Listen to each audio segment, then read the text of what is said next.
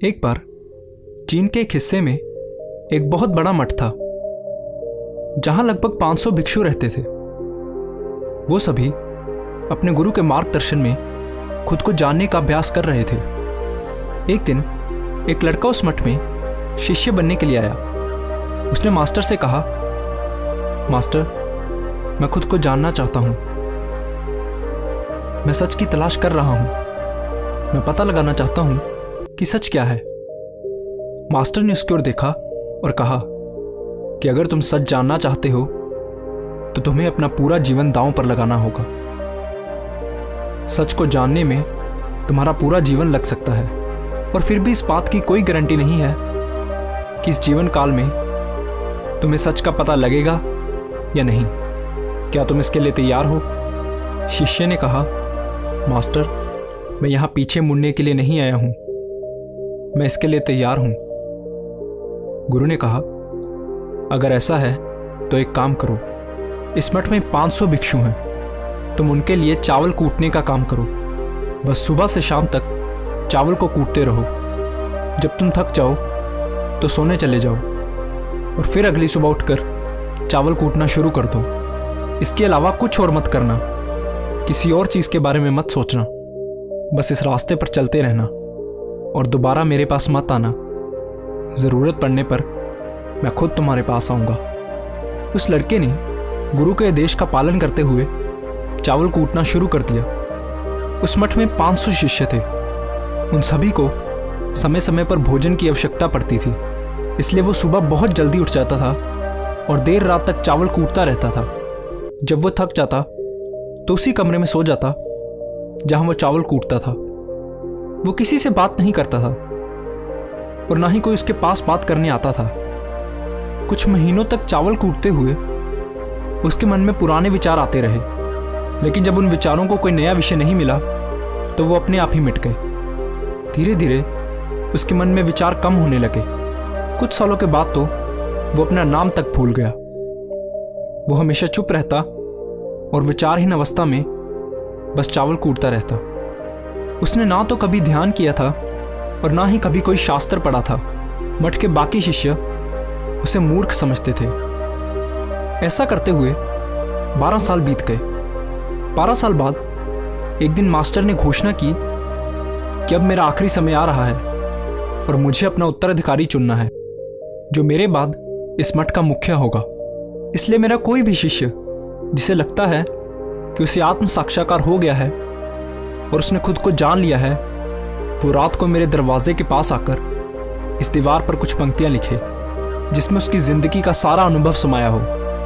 कई शिष्यों ने ऐसा करने के बारे में सोचा। मठ के प्रमुख शिष्यों में से एक ने वहां जाकर कुछ पंक्तियां लिखी। उसे बौद्ध धर्म ग्रंथों का बहुत ज्ञान था।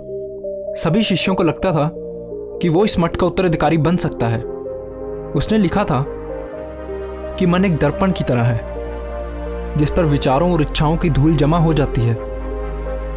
इस धूल को हटाने के लिए ही ध्यान है। जिसकी धूल हट जाती है और मन का दर्पण साफ हो जाता है, वो मोक्ष को प्राप्त कर लेता है। अगली सुबह जब मास्टर उठे और उन्होंने इन पंक्तियों को देखा तो उन्हें बहुत गुस्सा आया और उन्होंने कहा कि किस बेवकूफ ने यह सब कचरा मेरी दीवार पर लिखा है। वो शिष्य जिसने ये लिखा था वो चुप रहा। हालांकि उसने जो पंक्तियां लिखी थी वो ज्ञान से भरी थी, लेकिन ये सब किताबी ज्ञान था। वो शिष्य बहुत चालाक था। उसने पंक्तियां लिखी लेकिन नीचे अपने हस्ताक्षर नहीं किए, क्योंकि वो स्वयं इसके बारे में निश्चित नहीं था कि ये सही है या नहीं। क्योंकि उसे आत्म साक्षात्कार नहीं हुआ था, गुरु ने इन पंक्तियों को पूरी तरह से खारिज कर दिया। ये देखकर सभी हैरान रह गए। ये घटना पूरे मठ में चर्चा का विषय बन गई। इस विषय पर बात करते हुए 2 शिष्य उस शिष्य के पास से गुजरे जो 12 साल पहले यहाँ आया था और दिन रात बस चावल कूटता रहता था। दोनों की चर्चा सुनकर वो धीरे से हंस पड़ा। दोनों शिष्यों ने उससे पूछा कि तुम क्यों हंस रहे हो? उन दोनों की नज़र में ये चावल कूटने वाला बहुत ही तुच्छ भिक्षु था। किसी ने भी उसे ना तो कभी ध्यान करते देखा था और ना ही कभी कोई शास्त्र पढ़ते। हर कोई उसे मूर्ख समझता था जो बस चावल कूटना ही जानता था।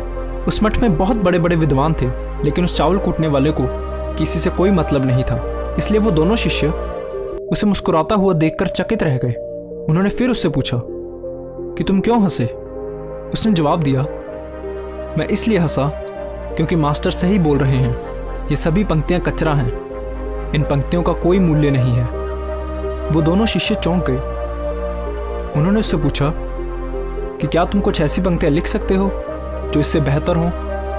चावल पीसने वाले ने जवाब दिया, नहीं, क्योंकि मैं अनपढ़ हूं, लेकिन हाँ, मैं कुछ पंक्तियां कह सकता हूं, और अगर तुम उन पंक्तियों को लिख सकते हो तो मैं तुम्हारे साथ जाने के लिए तैयार हूं।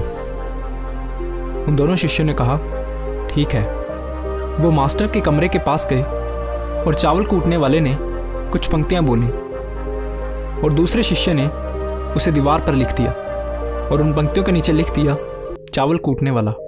उन्हें लगा कि मास्टर इस पर भी गुस्सा करेंगे। जो पंक्तियां उसने लिखने के लिए कहा था वो बहुत अद्भुत थी, और वो पंक्तियां थी, मन तो बस एक भ्रम है, ना तो मन है और ना ही मन का कोई दर्पण है, और जब मन ही नहीं है तो धूल कहाँ ठहरेगी।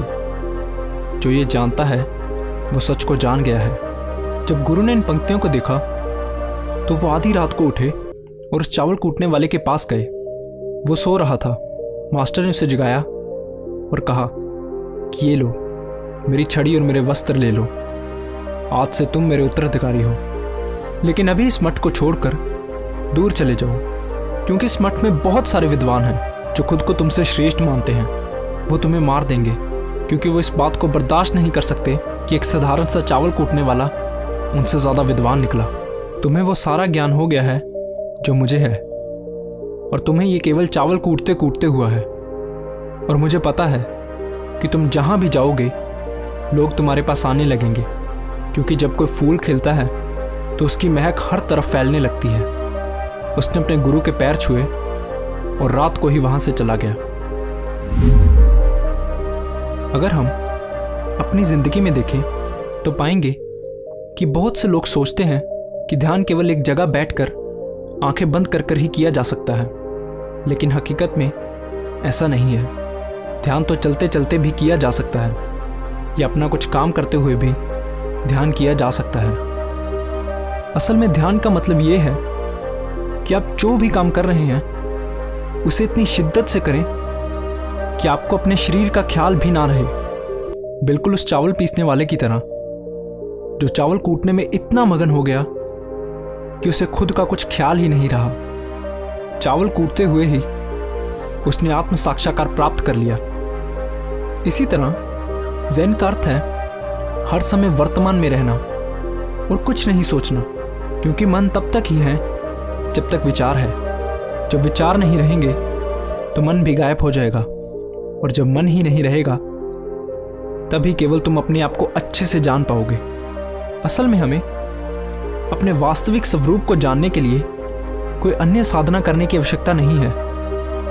हम जो कुछ भी कर रहे हैं बस उसमें हमें पूरी तरह से खो जाने की जरूरत है। अपने काम में इस कदर लीन हो जाओ कि आपका काम ही ध्यान बन जाए। धन्यवाद।